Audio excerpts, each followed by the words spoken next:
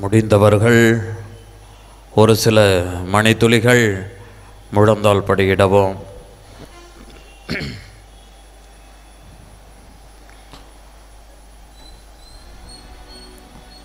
அன்பே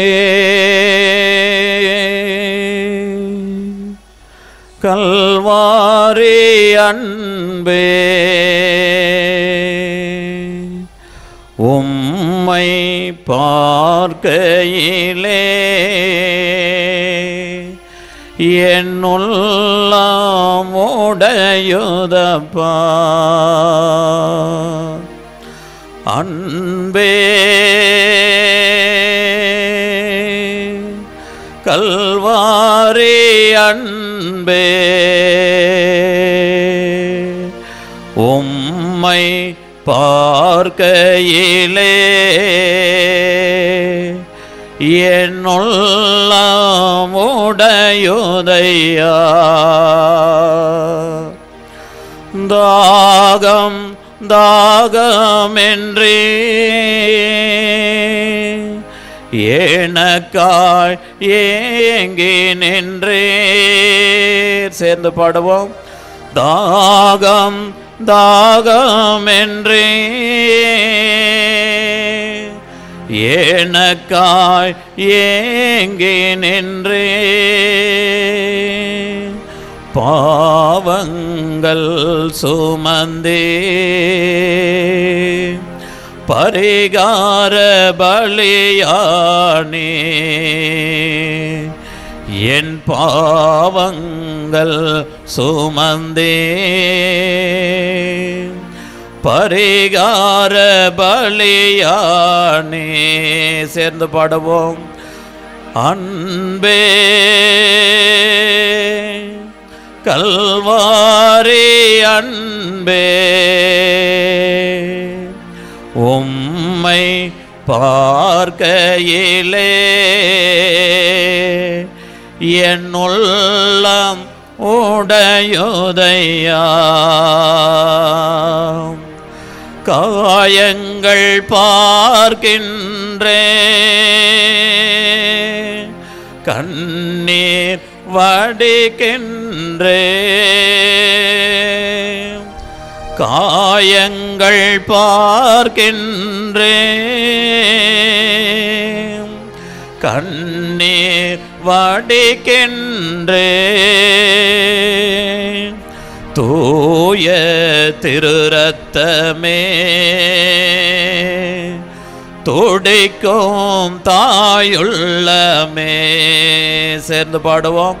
தூய திருரத்தமே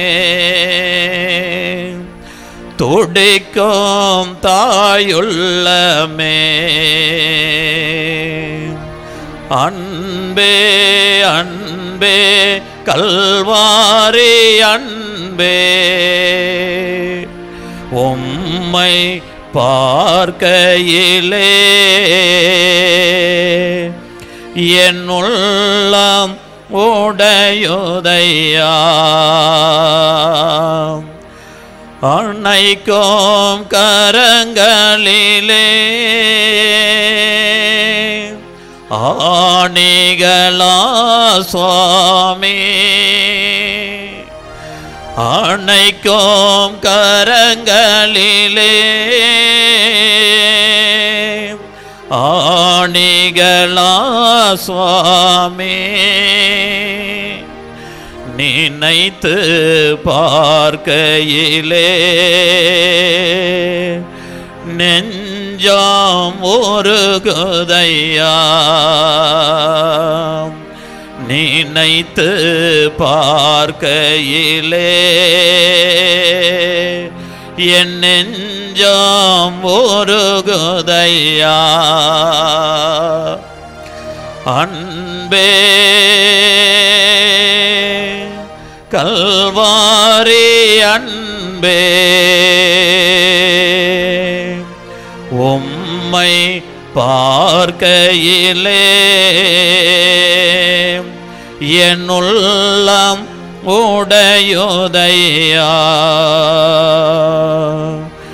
நெஞ்சிலே ஓரோ ஊற்று நதியாய் பாயுதையா நெஞ்சிலே ஓரூற்று நதியாய் பாயுதையா மனிதர்கள் மூழ்கணுமே மறுரூபமாகணுமே எல்லா மனிதர்கள் மூழ்கணுமே இறை சாயலை பெற்றிட வேண்டும் அன்பே கரங்களை விரித்து பாடுவோம் கல்வாரி அன்பே உம்மை பார்க்கையிலே என் உள்ளம் உடையுதையா என் உள்ளம் உடையுதையா என் உள்ளம் உடையுதையா. அமர்ந்து கொள்ளுங்கள். ஆண்டவர் இயேசு கிறிஸ்துவின் அன்பிற்குரிய சகோதர சகோதரிகளே, இன்று நமக்கெல்லாம் ஒரு துக்க நாள். அகில உலக தல திரு அவைக்குமே துக்க நாள். நம்முடைய வீட்டிலே ஒரு இழவு விழுந்த நாள். நம்முடைய தலைமகடை தாயாம் திரு அவை தன்னுடைய தலைச்சன் பிள்ளையை பறிகொடுத்து தவிக்கின்ற துடிதுடிக்கின்ற ஒரு அவல நாள். தந்தை கடவுள் தன் மகனை எவ்வளவு அன்பு செய்தார், எந்த அளவிற்கு தன் மகனை அன்பு செய்தார். அந்த மகனையே இந்த உலகிற்காக, இந்த தரணிக்காக, மீட்பிற்காக, படைப்பின் மணிமுடியாக படைக்கப்பட்ட மனிதனை மீண்டும் மீட்டெடுப்பதற்காக தன் தலைமகனையே பலி கொடுத்த ஒரு நாள். மிகவும் துயரமடைகின்ற நாள். மூவொரு கடவுள், தந்தை கடவுளும் தூய ஆவியானவரும் எந்த அளவிற்கு இந்த நாள் அந்த ஆண்டவர் இயேசு கிறிஸ்து மூவரில் ஒருவரான அந்த மனிதர் இறைவன் ஆண்டவர் இயேசு கிறிஸ்து துடிதுடிக்கின்ற அந்த அவல நிலையை பார்த்து எல்லாவற்றுக்கும் ஓடி வந்து உதவி செய்கின்றவர்கள். தங்களில் ஒருவரான அந்த இரண்டாம் ஆளாகிய சுதனாகிய சர்வேஸ்வரன் சிலுவையிலே அறையப்படுகின்ற பொழுது அந்த இறை உருவிலே காரியை துப்புகின்றார்கள். இறைவனுடைய முகத்திலே காரியை துப்புகின்ற பொழுது, அவமானப்படுத்துகின்ற பொழுது, மானபங்கப்படுத்துகின்ற பொழுது எவ்வளவு வேதனை அடைந்திருப்பார் தந்தை கடவுள், அந்த ஆவியானவர். இவரே என் அன்பார்ந்த மகன், இவர் மீது நான் பொறிப்படுகிறேன் என்று சொல்லி அந்த பொறிப்போடு இறங்கிய அந்த தூய ஆவியானவருக்கு கூட ஒன்றும் செய்ய முடியாத நிலையில் அங்கே அமைதி காக்கின்றார்கள். எவ்வளவு ஒரு கொடூரமான நிலை. ஆதாமே, நீ எங்கே இருக்கின்றாய்? நாங்கள் ஆடையின்றி இருக்கின்றோம், எங்களுக்கு அசிங்கமாக இருந்தது, அவமானமாக இருந்தது, எனவே நாங்கள் ஒளிந்து கொண்டோம் என்று சொன்னார். அந்த ஆண்டவர் பாருங்க, கடைசியில் இந்த மனிதன் அந்த இறைவனையே மானபங்கப்படுத்தி பார்க்கின்ற ஒரு அவல நிலை. அந்த மனிதர் என்ன தவறு செய்தார், என்ன குற்றம் செய்தார்? என்ன குற்றம் செய்தார்? அலைகளை கடந்த கால்களிலும் சுகங்களை வாரி கொடுத்த கைகளிலும் ஆணிகளால் அறையப்பட்டு அவர் தொங்குகின்ற அந்த அவல நிலை. ஓடி ஓடி உழைத்தார், ஊருக்கெல்லாம் உழைத்தார், ஏழை மக்களுக்காக தேடி சென்றார், துன்பத்தில் இருப்பவர்களை தேடி சென்றார், துயரத்தில் இருப்பவர்களை தேடி சென்றார், தேவையில் இருப்பவர்களுக்கெல்லாம் உதவி செய்தார், தொடக்கூடாது என்றவர்களை எல்லாம் தொட்டு ஆசிர்வதித்தார், செல்லக்கூடாது என்ற சொன்ன இடங்களுக்கெல்லாம் அவர் தேடி சென்ற அந்த இடத்திலே தேவையில் இருப்போருக்கெல்லாம் உதவி செய்த அந்த கரங்களிலும் கால்களிலும் ஆணிகள் அறையப்பட்டு இருக்கின்றன.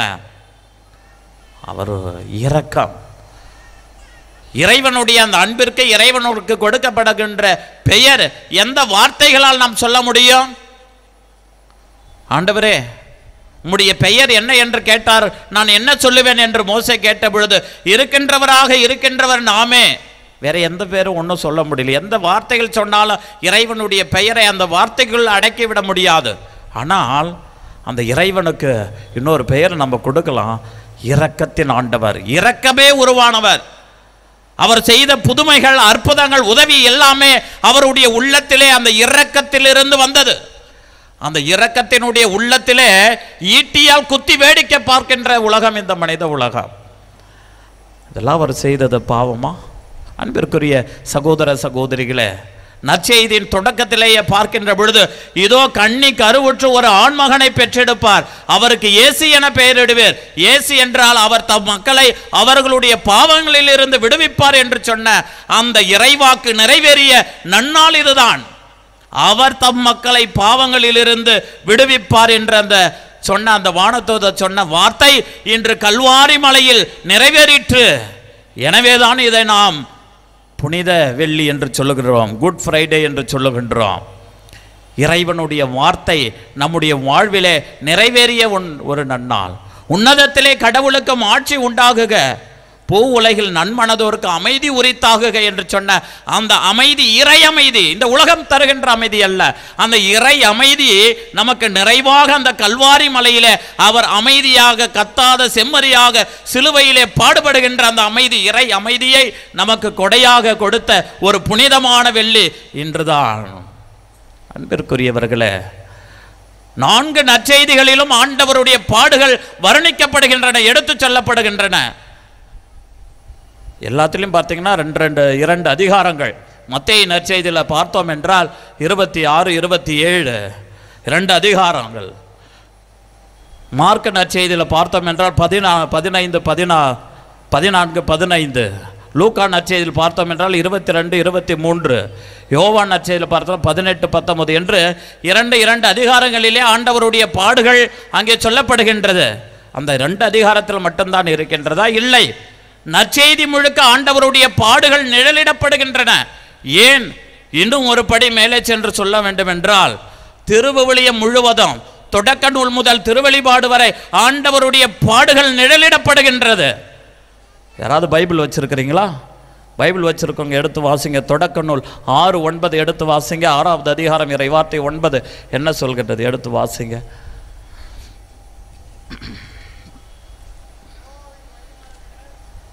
6:6 நோவாவின் வழி. தொடக்க நூல் 6:6 மண்ணுலகில் மனிதரை உருவாக்கியதற்காக, மண்ணுலகில் மனிதர்களை உருவாக்கியதற்காக. தொடக்க நூல் என்ன அதிகாரம்? 6வது அதிகாரம் 6வது வசனம் சொல்லுங்க, படிங்க. மண்ணுலகில் மனிதரை உருவாக்கியதற்காக, மண்ணுலகில் மனிதர்களை உருவாக்கியதற்காக ஆண்டவர் மனம் வருந்தினார். ஆண்டவர் மனம் வருந்தினார். அவரது உள்ளம் துயரமடைந்தது. அவரது உள்ளம் துயரமடைந்தது. தேங்க்யூ. மண்ணுலகிலே மனிதர்களை உருவாக்கியதற்காக ஆண்டவர் மனம் வருந்தினார். அவருடைய உள்ளம் துயரமடைந்தது. எதற்காக? எதை நினைத்து அவர் மனம் வருந்தினார்? எதற்காக துயருட்டார்? இந்த மனிதர்களை நான் பார்த்து பார்த்து உருவாக்கினேன், என்னுடைய உருவிலும் சாயலிலும் நான் உருவாக்கினேன். கடைசியில் என் மகனுடைய உரு தெரியாமல் இவர்கள் அழிக்கப் போகின்றார்கள். என்னுடைய இறை உருவையும் சாயலையும் இவர்களுக்கு நான் கொடையாக கொடுத்து, படைப்பின் மணிமுடியாக நான் இவர்களை படைத்து, படைப்பிற்கெல்லாம் எல்லா அதிகாரத்தையும் கொடுத்து உருவாக்கிய இந்த மனிதர்கள் கடைசியில் என் திருமகனுடைய முகத்திலேயே அவருடைய மனித உருவு இல்லாமல் அவர்கள் அழிக்கப் போகின்றார்கள். நன்றி கட்டத்தனத்தினால். அதுதான் இன்றைக்கு முதல் வாசகத்திலே சொல்லப்படுகின்றது. அவருக்கு மனித உருவே கிடையாது, அவருக்கு மனித சாயலே இல்லாத அளவிற்கு அவர் துன்புறுத்தப்பட்டார், அவர் கொடுமைப்படுத்தப்பட்டார்.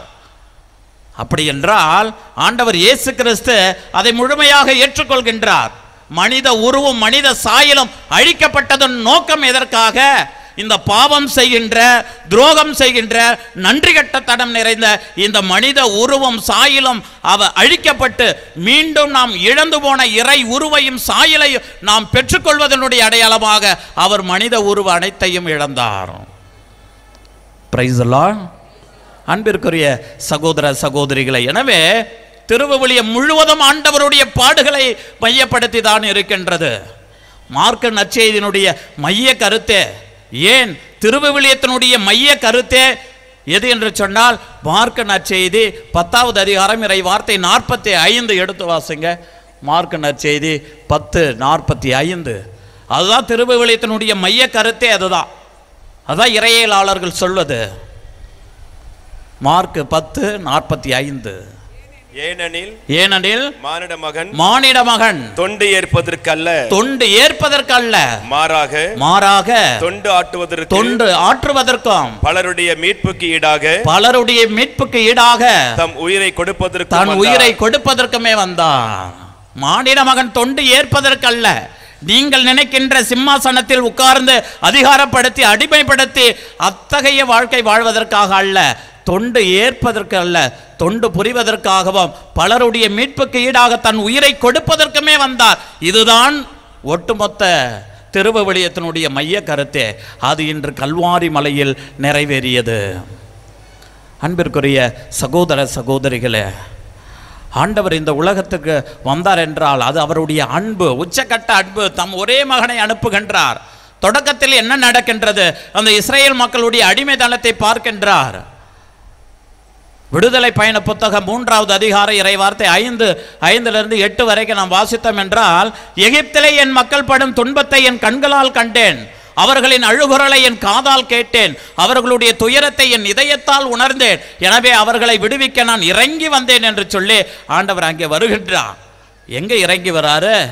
அங்கே மலையில் இறங்கி வந்து முட்புதரில், அங்கே எரிகின்ற முட்புதரினுடைய அடையாளமாக அங்கே மோசேவுக்கு காட்சி கொடுக்கின்றார். என் மக்களை போய் நீர் விடுவித்து வா, நான் சொல்கின்ற கானான் தேசத்தை நோக்கி அவர்களை வழிநடத்து, அவர்களை நான் அங்கே குடியமர்த்த போகிறேன் என்று சொல்லி அங்கே அழைப்பு விடுக்கின்றார். அங்கே அடிமைத்தனத்தில் இருக்கின்ற மக்களை அவர் எவ்வளவு வல்லமையாய் அந்த இறுகிப்போன பார்வோனுடைய உள்ளம், அந்த எத்தனை புதுமைகளை ஆண்டவர் செய்கின்றார். ஒன்றுக்கு கூட அவன் மயங்கவே இல்லை, மதியவே இல்லை. அந்த பார்வோன் அவனுடைய உள்ளம் இறுகி போய்விட்டது. மோசே செய்த எல்லா புதுமைகளையும் அவனுடைய மந்திரவாதிகளும் செய்தார்கள், எல்லா புதுமைகளையும் அவர்களும் செய்தார்கள். ஆனால் கடைசியில் ஆண்டவர் என்ன செய்தார்? எகிப்தில் இருக்கிற தலைப்பேர்கள் அனைத்தையும் வல்லமையோடு அவர் அழித்து இஸ்ரேல் மக்களை அங்கிருந்து விடுவித்து வருகின்ற பொழுது அதை அவனால் எதிர்கொள்ளவே முடியவில்லை. அதுதான் கடவுளுடைய வல்லமை. அத்தகைய மாபெரும் விடுதலையை கொடுத்து அழைத்து வருகின்ற பொழுது மீண்டும் அந்த பார்வோனுடைய மனம் இறுகி போகவே தன்னுடைய படைகளை எல்லாம் அவன் அனுப்புகின்றான். அங்கே அவர்கள் துரத்தி வருகின்ற பொழுது இடையிலே அவர்களுக்கு செங்கடலை பார்க்கின்ற பொழுது ஆண்டவர் அங்கே மோசேவிட சொல்றார், உன் கையில் இருக்கின்ற கோலை நீட்டு என்று சொல்கின்ற பொழுது அந்த செங்கடல் 2ஆக பிளந்து அந்த இஸ்ரேல் மக்கள் மட்டும் பாதம் நனையாமல் உலர்ந்த கட்டாந்தரையில் நடந்து சென்றதாக சொல்லப்படுகின்ற அந்த மாபெரும் புதுமை செய்த இறைவன். பின்னாடி வந்த பார்வோனுடைய தேர்கள், குதிரை படைகள், எல்லா படைகளும் அப்படியே புதைந்து போனதாம். அது மட்டுமா? அந்த மக்கள் உணவின்றி தவித்த பொழுது, பசியால் வாடிய பொழுது, எகிப்திலே நாங்கள் அடிமைகளாக இருந்தாலும் கூட 3 வேளை நாங்கள் உணவு உண்டோம், எங்களை இங்கே பசியால் வதைக்கவா எங்களை அழைத்து வந்தீர் என்று அவர்கள் முணுமுணுத்த பொழுது அவர்களுக்கு வயிறார மன்னாவையும் காடையையும் கொடுத்தார். தாகத்தால் அவர்கள் வறண்டு கடந்த பொழுது அவர்களுக்கு பாறையில் அடிக்கின்ற பொழுது பாறையிலிருந்து ஆண்டவர் நன்னீரை பீரிட்டு எழச் செய்தார். அவர்களுக்கு எவ்வளவு பாதுகாப்பு கொடுத்து அந்த 40 ஆண்டு காலம் அளவும் அவர்களை வழிநடத்தி அவர்களை உரிமை குடிமக்களாக அந்த வாக்களிக்கப்பட்ட கானான் தேசத்திலே அமர்த்தினார். அதற்காகவா இந்த துன்பம்? அதற்காகவா இந்த பாடுகள்? அழைக்கப்பட்ட மக்கள் நாங்கள், தேர்ந்தெடுக்கப்பட்ட மக்கள் நாங்கள், மெசியாவை எதிர்பார்த்திருந்த மக்கள். கடைசியில் அந்த மெசியாவே மனிதனாக பிறந்து வந்த பொழுது அந்த மெசியாவை அடையாளம் கண்டுகொள்ள முடியாத ஆன்மீக குருடர்களாய் மாறி போனார்கள். அவர்களை போன்ற ஒரு குருடர்கள் வேறு யாருமே இருக்க முடியாது.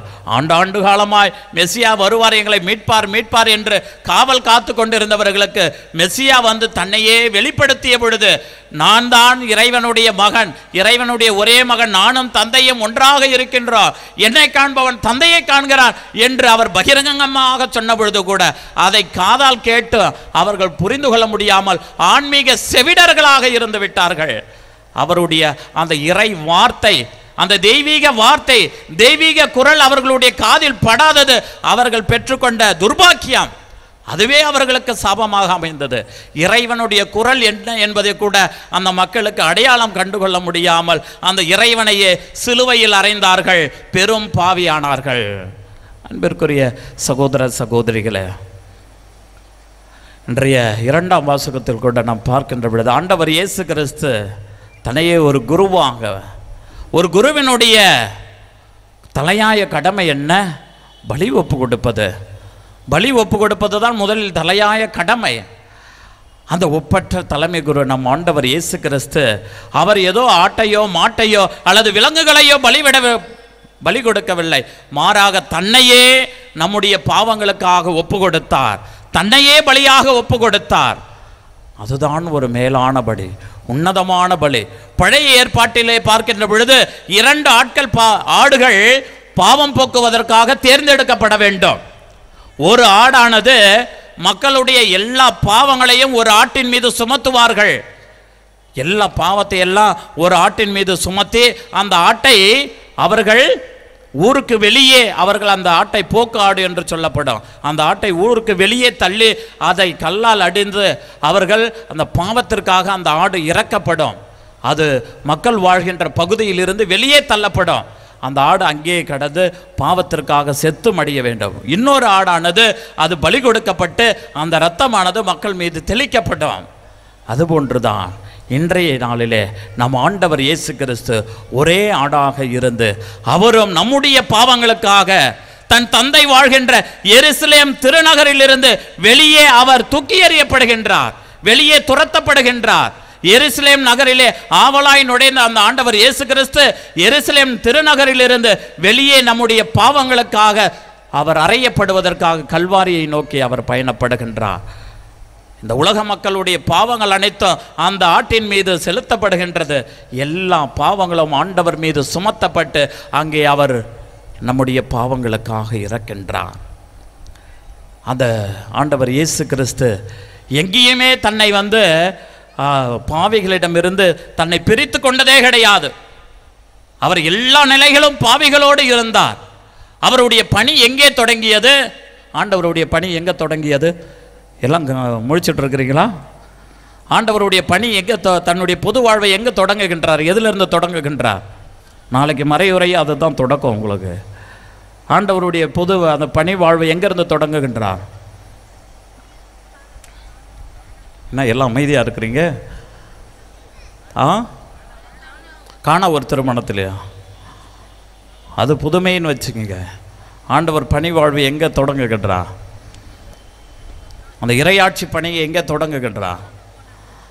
தன்னுடைய திருமுழுக்கிலே ஆண்டவர் அங்கே திருமுழுக்கு யோவானிடம் சென்று அங்கே திருமுழுக்கு பெறுகின்றார். திருமுழுக்கு யார் பெறுவார்கள்? பாவிகள் தான் பெறுவார்கள். பாவத்திலிருந்து நாம் விடுதலை பெற்று மனமாற்றம் பெற்று இறைவனுடைய பிள்ளைகள் ஆவதனுடைய அடையாளம் தான் அது திருமுழுக்கு. ஆனால் பாவமே அறியாத பரமன் இயேசு திருமுழுக்கு ஏன் பெற்றுக்கொள்கின்றார்? அவர் இந்த உலக மக்கள் நம்முடைய பாவங்களை எல்லாம் தன் மீது சுமந்து கொள்வதன் தான் பொறுப்பு என்பதை ஏற்றுக்கொள்வதனுடைய அடையாளமாக அவருடைய திருமுழுக்கு அமைகின்றது. எனவேதான் தந்தை கடவுள் சொல்கின்றார், என் அன்பார்ந்த மகன் இவரே, இவர் பொருட்டு நான் பூரிப்படைகிறேன்.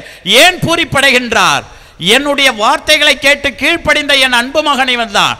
ஆனால் தொடக்கத்திலே பார்க்கின்ற பொழுது அந்த ஆதாம் என்னுடைய வார்த்தையை கீழ்ப்படியாமல் போனான், துரோகியாகி மாறி போனான். ஆனால் என்னுடைய வார்த்தைகளை கீழ்ப்படிந்து எனக்காக பாடுகளை எல்லாம் ஏற்றுக்கொள்ள முன் வந்த என் மகன் இவர்தான். இவர் பொருட்டு நான் பூரிப்படைகிறேன். என் மக்களை மீட்பதற்காக இதோ நான் இருக்கிறேன் என்று முன் வந்த என்னுடைய மகன் இவர் பொருட்டு பூரிப்படைகிறேன் என்று சொல்லுகிறார். அங்கே பாவிகள் பெறுகின்ற திருமுழுக்கை பாவிகளோடு சேர்ந்த ஆண்டவர் பெறுகின்றார். அங்கே பார்க்கின்ற பொழுது இன்னும் ஆண்டவரை பார்த்து சொல்லுவாங்க, இவர் என்ன பாவிகளோடு சேர்ந்து விருந்துண்கின்றாரு அப்படி என்று சொல்லுவாங்க. ஆண்டவர் அங்கே பாவிகளோடு சேர்ந்து விருந்து உண்பது, பாவிகளோடு தன்னை ஐக்கியப்படுத்தி கொண்டார். கடைசியில் கல்வாரிகளை கூட பாருங்க, ஆண்டவர் யாருக்கு மத்தியில் அறையப்பட்டார்? நீதிமான்களுக்கு இடையாவா அறையப்பட்டார்? கல்வர்கள், திருடர்கள், பாவிகளுக்கு மத்தியில் தான் அந்த ஆண்டவர் இயேசு கிறிஸ்து ஒரு பாவியாக கருதப்பட்டார். அப்படி என்றால் ஆண்டவர் இயேசு கிறிஸ்து பாவிகளுக்குள் தன்னையே ஒருவராக அவர் ஐக்கியப்படுத்தி கொண்டார். எல்லா பாவத்தையும் தன் மீது சுமந்து நமக்காக எனக்காக அந்த சிலுவை பாடுகளை எல்லாம் ஆண்டவர் ஏற்றுக்கொண்டு அவர் தன்னுடைய உயிரையே தியாகம் செய்தார்.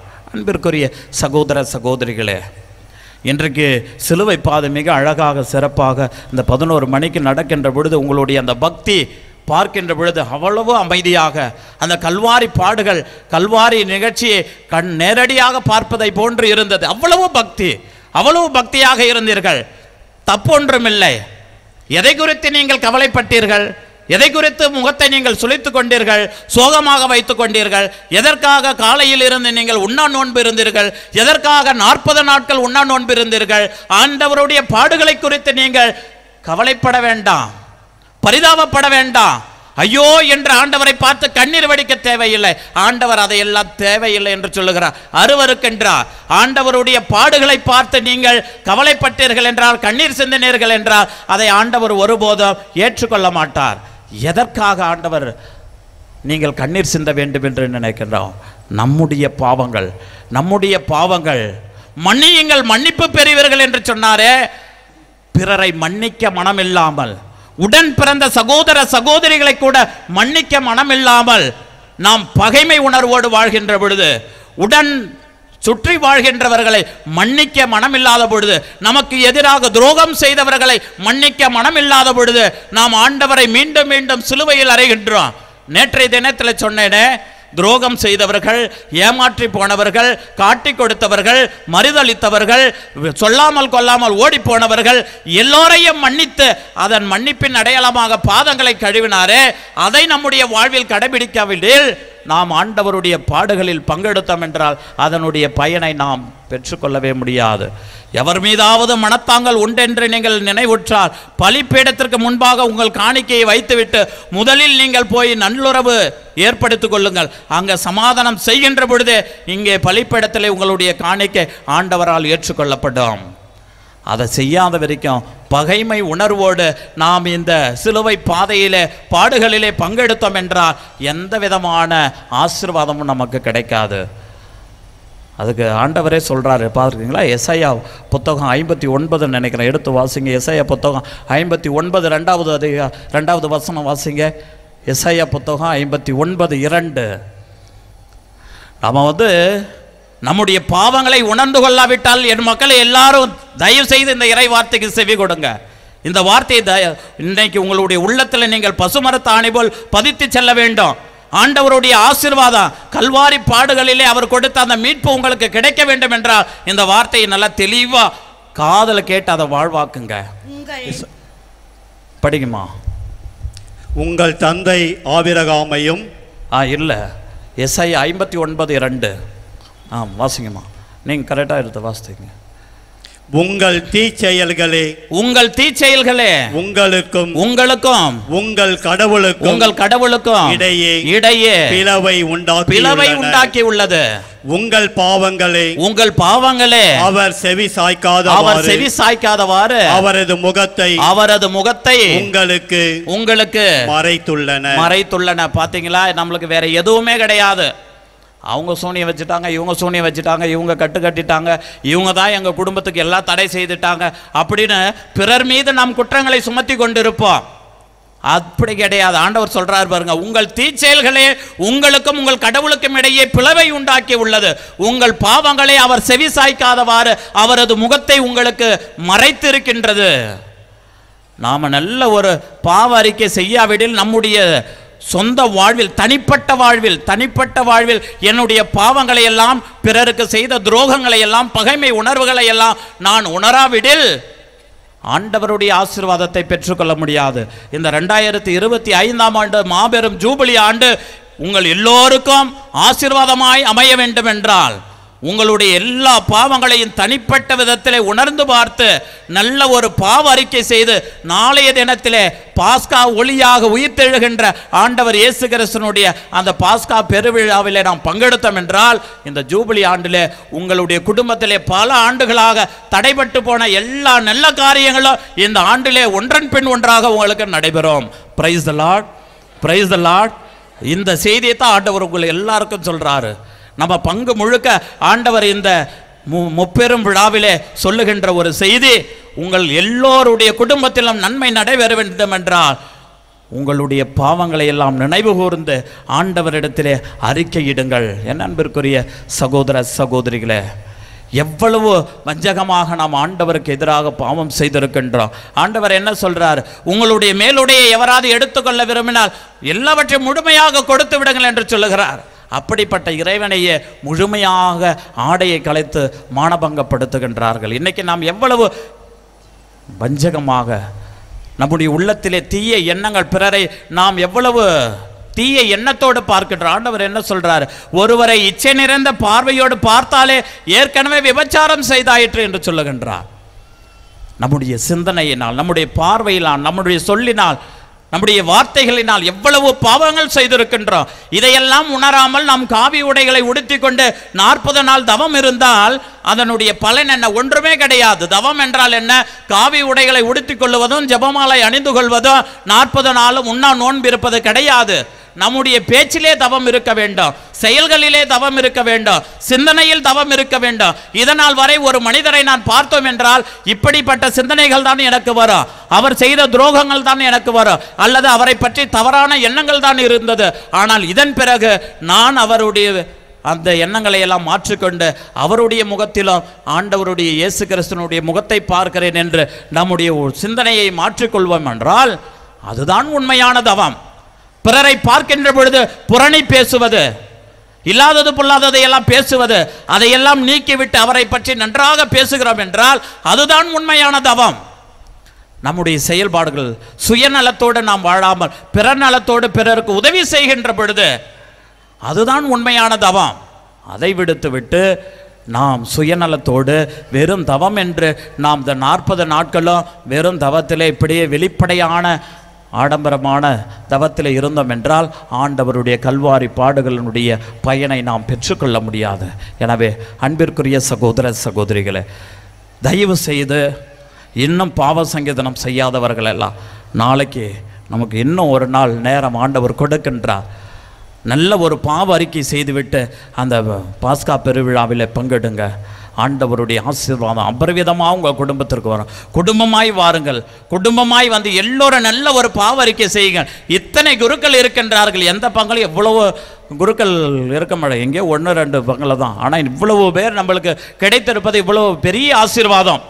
எனவே தயவு செய்து இந்த ஆண்டினுடைய ஆசீர்வாதத்தை நீங்கள் பெற்றுக்கொள்ள வேண்டும் என்றால் நல்ல ஒரு பாவ அறிக்கை செய்யுங்க. இல்லைன்னா நீங்கள் இந்த நாள் முழுவதும் வெயிலில் நீங்கள் முட்டி போட்டு சிலுவ பாதை செய்தாலும் கூட, வேளாங்கண்ணிக்கு நடைபயணம் போனாலும் கூட, எத்தகைய நீங்கள் தவ காரியங்களில் ஈடுபட்டாலும் கூட அது ஒரு போதும் எல்லளவும் ஆண்டவருடைய ஆசீர்வாதத்தை நமக்கு பெற்றுத்தராது, எல்லளவும் பெற்றுத்தராது. இதை சொல்கிறதுக்காக எங்கம்மா தூரம் வந்திருக்கிற மாஞ்சி கற்றுட்ருக்கிறேன்னு சொல்லாதீங்க. இதை நான் சொல்லலை, திருச்சபை சொல்கின்றது. நல்ல ஒரு பாவறிக்கை செய்யாவிட்டால் நாம் ஆண்டவருடைய மீட்பை பெற்றுக்கொள்ள முடியாது. எனவே அன்பிற்குரிய சகோதர சகோதரிகளே, நம் எல்லோருக்கும் இந்த பாஸ்கா பெருவிழா நமக்கு மிகப்பெரிய ஒரு ஆசீர்வாதமாய் இருக்க வேண்டும்.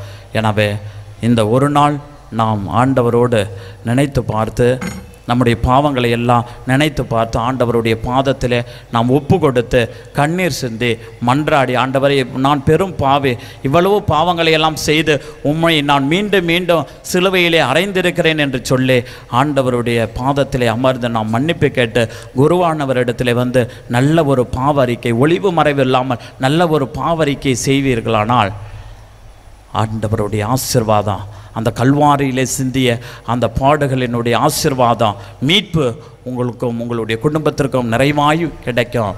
எனவே இன்றைய நாளிலே பாஸ்கா பலியாக தன்னையே ஒப்பு கொடுத்த ஆண்டவரோடு நாம் நாளைய தினத்திலே பாஸ்கா ஒளியாக ஆண்டவரோடு உயிர்த்தெழுவோம்.